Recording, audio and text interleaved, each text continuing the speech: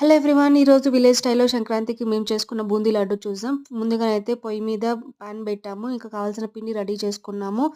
శనగపిండిలో water ఏసి mix చేసి పక్కన పెట్టుకొని, సోడా ఏసి కొంచెం కలిపి పెట్టామనమాట. నేనైతే ఈ దుంకలు గరిట యూజ్ చేస్తున్నా బూందీకి. ఇంకా మసమసలాడే నూనెలో ఒక కప్పు ఏసామనమాట. చూస్తున్నారు ఎంత బాగా వచ్చిందో బూందీని. ఇట్లా బాగా మిక్స్ చేసి పెట్టుకొని పక్కన పెట్టుకున్న తర్వాత, దీనికి కావాల్సిన పాకాన్నయితే నేను రెడీ చేసుకుంటున్నా. ముందుగా పాకానికైతే కావాల్సిన చక్కెర తీసుకొని దాంట్లో కొద్దిగా వాటర్ యాడ్ చేసి పొయ్యి మీద అయితే పెట్టుకోవాలనమాట. సో, పొయ్యి మీద పెట్టుకున్న తర్వాత పాకం అయిందా లేదా అని తెలుసుకోవడానికి మనము ఒక ప్లేట్‌లో అయితే వాటర్ తీసుకొని ఇట్లా వేసుకుంటే మనకు తెలుస్తుంది లేత పాకం అయింది అని. పాకం రెడీ అయిన తర్వాత ఉన్న బూందీ అంతా దాంట్లోకి వేసేసి బాగా మిక్స్ చేసుకొని కావాల్సిన కిస్మిస్, జీడిపప్పు, యాలక బుడ్లు అన్నీ యేసుకొని కలుపుకొని రౌండ్స్ చేసుకోవాలి చల్లారక ముందుగానే.